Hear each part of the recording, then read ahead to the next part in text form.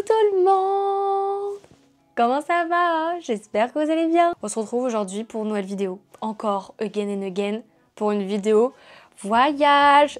Promis, c'est l'avant-dernière. Comme vous avez pu voir dans le titre de cette vidéo, aujourd'hui on se retrouve pour une vidéo voyage à New York. Je suis très contente de vous faire cette vidéo parce que je me dis qu'elle peut vraiment servir à beaucoup de personnes. Comme d'habitude, je vous sépare la vidéo avec les transports, l'hôtel, là pour le coup on va rajouter les stas, les activités, tout ce qui est restaurant, etc.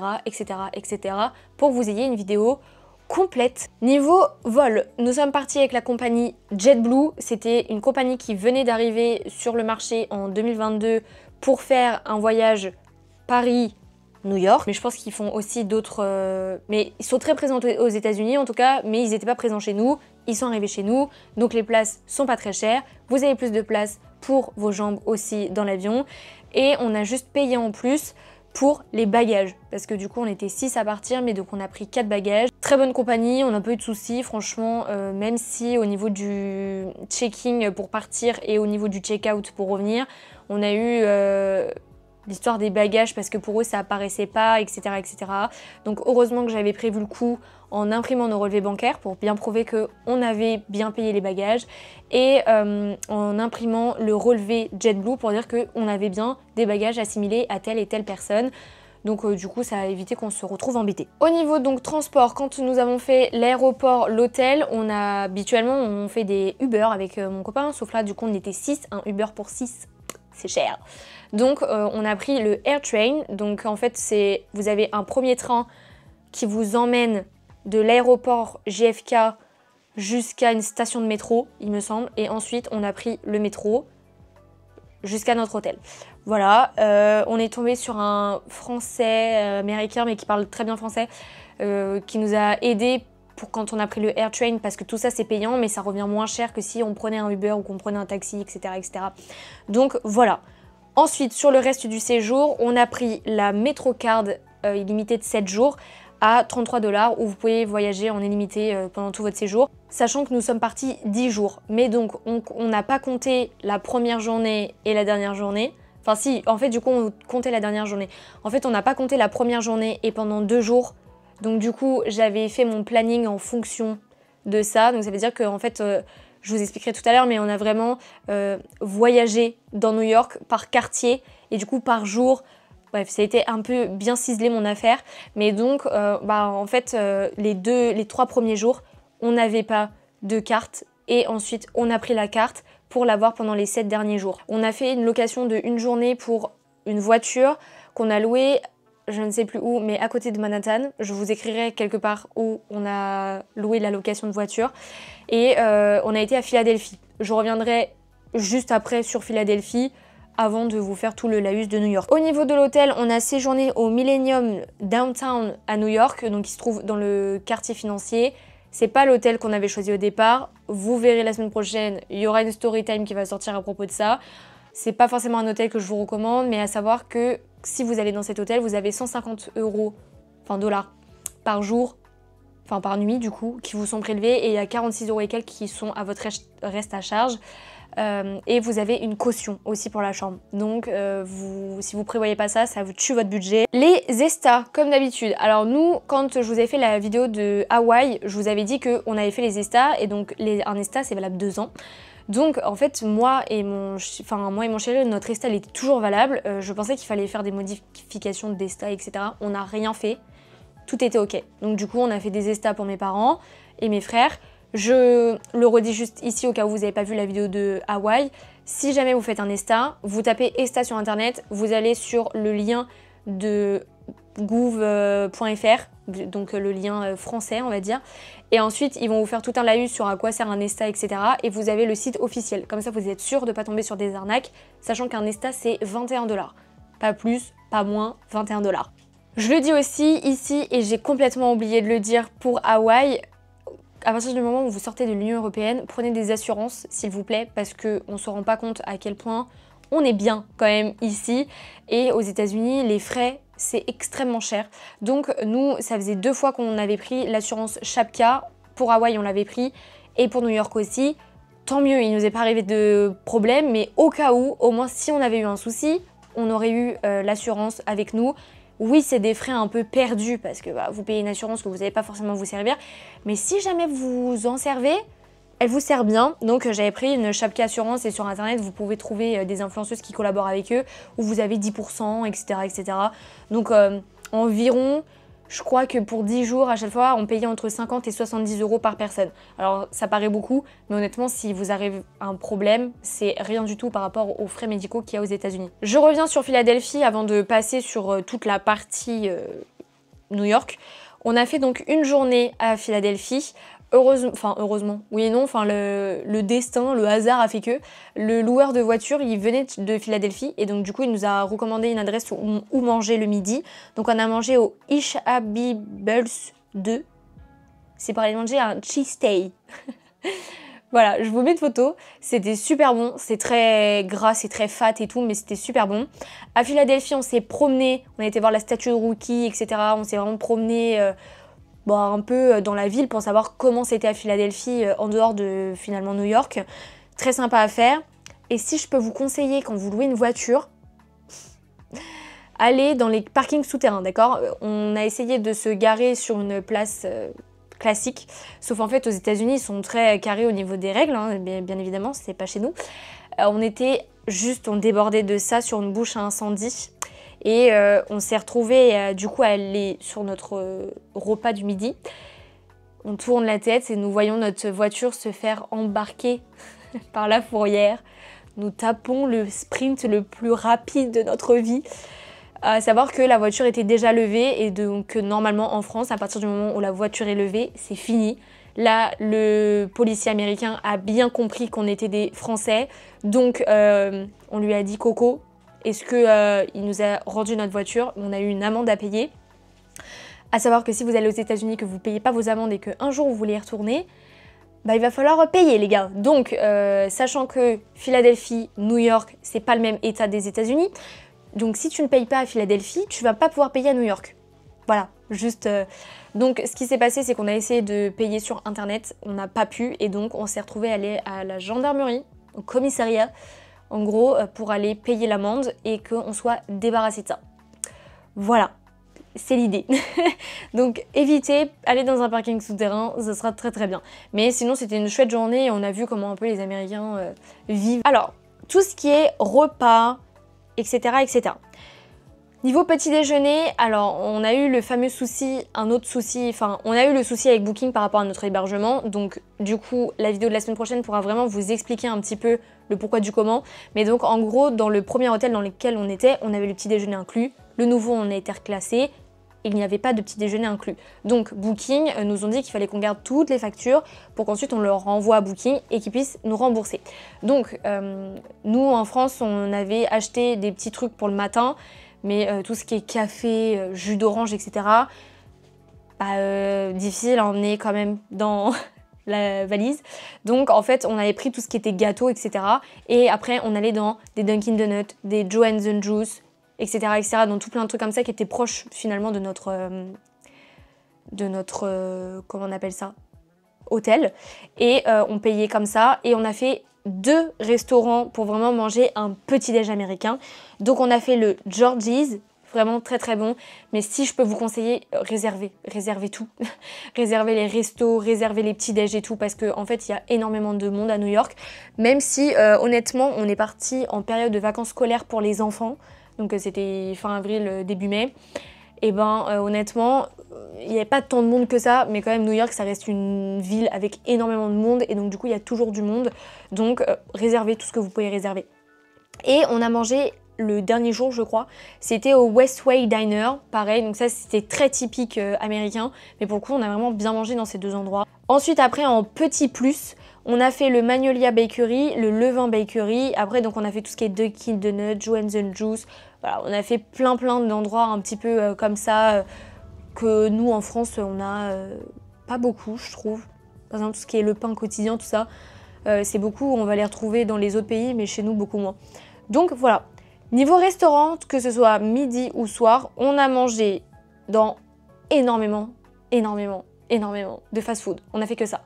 Parce qu'un restaurant à New York, c'est extrêmement cher. Alors en fait, on se dit que à New York, aux États-Unis, enfin surtout à New York, que la vie est extrêmement chère. En fait, c'est pas que la vie, elle est extrêmement chère, c'est que pour nous, elle est chère parce que le salaire moyen aux États-Unis, c'est entre 6 et 7 000 $. Voilà. 6-7 000 $, ça fait à peu près 6-7 000 €, hein, c'est pareil. Donc nous, avec nos 1002, le salaire moyen, 1003, bah en fait, partir aux États-Unis, c'est un budget très conséquent. Donc on a fait énormément de fast-food, donc tout ce qui est McDo, Subway, Joe's Pizza, Steak and Shake, Five Guys. On a mangé un Los Tacos numéro 1, les food courts, et on a fait 2 restaurants qui est le Dinosaur Barbecue et le Pasties Pizzeria. Voilà, et ensuite après on a mangé que dans des fast-food et des trucs rapides. On a mangé des hot dogs dans un Nathan's. Je vous conseille pas les petites camionnettes qui sont partout, c'est extrêmement cher. Quentin il avait soif et donc on a pris des boissons. Je crois qu'on a payé 5 $ la bouteille de 50 centilitres. Voilà, donc je vous conseille que non, il y a des trucs c'est extrêmement cher, mais grosso modo c'est pas vraiment la ville où vous allez très bien manger. Niveau activité, alors là j'ai une liste aussi grande que mon avenir, non je rigole, j'ai une très grande liste par contre, parce qu'on a fait énormément de choses et il faut savoir qu'au niveau activité, comme d'habitude on réserve sur Get Your Guide, sauf... Voilà, ça y est, ça vient de refaire tilt. La Statue de la Liberté, on a réservé via le site officiel de la Statue de la Liberté. On a fait en activité payante le Summit. Très bonne expérience à faire, c'est sympa, c'est cool. Vous avez une très belle vue. Le matin, on avait très peur parce qu'en fait, nous, c'était nuageux. Et on s'est dit, bah c'est mort, en fait, on va rien voir. Et le temps qu'on fasse le trajet du Financial District jusqu'à la tour One Vanderbilt, wow, le Summit quoi, et ben il y a eu un grand soleil et du coup on a vu tout New York, c'était incroyable. Et d'ailleurs c'est un truc que je peux vous recommander parce qu'on avait fait la surprise justement à mes petits frères, ma mère et mon beau-père, parce que on n'avait pas encore, je dis bien, pris le métro, etc. Ou si je crois que ça faisait que la deuxième journée qu'on prenait le métro. Et il y a la fameuse Grand Central Terminal à aller faire et aller voir. Et donc en fait on s'est aperçu qu'on allait arriver du quartier financier au Summit, qu'en fait on allait descendre à cette station. Donc en fait on l'a pas dit. Et comme ça quand on les a emmenés, on descendait du métro, on avait juste besoin de remarcher un petit peu. Et là, on arrivait genre sur la vue du Grand Central. Et franchement, c'est incroyable. Il y a beaucoup de rêves de films. Hein. Je crois qu'il y a La Nuit au musée, il y a Gossip Girl, il y a tout ce qui est série, etc. Enfin, c'est assez dingue. Et franchement, à faire, c'est fou. Si vous pouvez faire une petite surprise un peu comme ça, franchement, je vous conseille de le faire parce que c'est vraiment top. On a fait du vélo dans Central Park. Je crois qu'on avait réservé 3 heures de vélo. 3 ou 4 heures. 3 heures de vélo dans Central Park. Donc on a fait tout un tour. On a fait 2 fois le tour de Central Park d'ailleurs. C'était super à faire. En plus, il faisait ni trop chaud, ni trop froid. Donc on était sur un temps idéal vraiment pour faire du vélo. Et honnêtement, nickel. Si jamais vous partez, j'en ai pensé, à New York vers avril, mai, c'est pas forcément des températures où vous êtes là en mode vous allez vous balader en t-shirt et tout. Enfin, nous, il faisait froid. Et en fait, j'avais changé ma valise en dernière minute. Et heureusement que j'ai fait ça parce que je suis une très grande frileuse.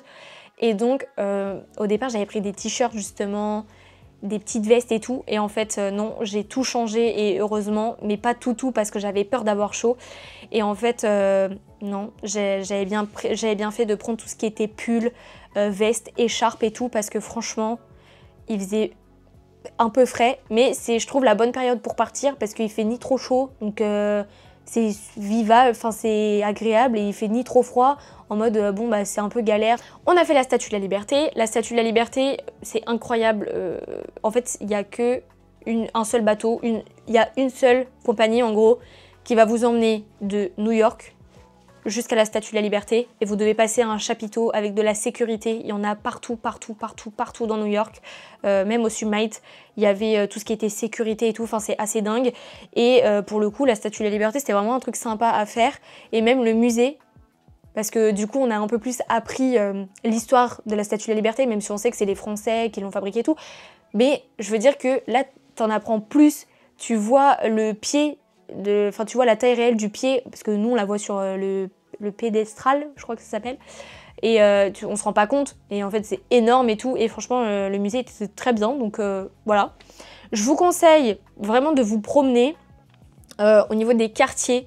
par sectorisation de quartier. C'est-à-dire que vous allez faire Manhattan. Manhattan, vous ne pouvez pas vous dire je fais Manhattan en une journée, c'est pas possible.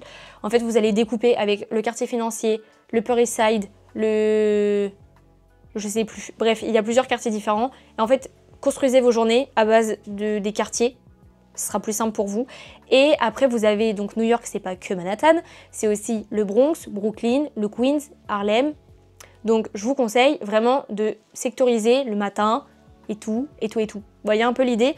Donc, nous, on s'est promené dans notre quartier, on a fait tout ce qui est Wall Street, le quartier financier, le mémorial du 11 septembre. On a fait également le mémorial du 11 septembre. Si vous allez à New York, s'il vous plaît, allez au mémorial du 11 septembre. Vous pouvez pas aller à New York sans ne pas... sans être allé au mémorial, c'est juste pas possible. Moi j'avais 1 an quand il y a eu l'attentat des tours jumelles, donc moi j'ai pas vécu cette journée, c'est plus ma mère qui me racontait quand on était dans le musée, mais vraiment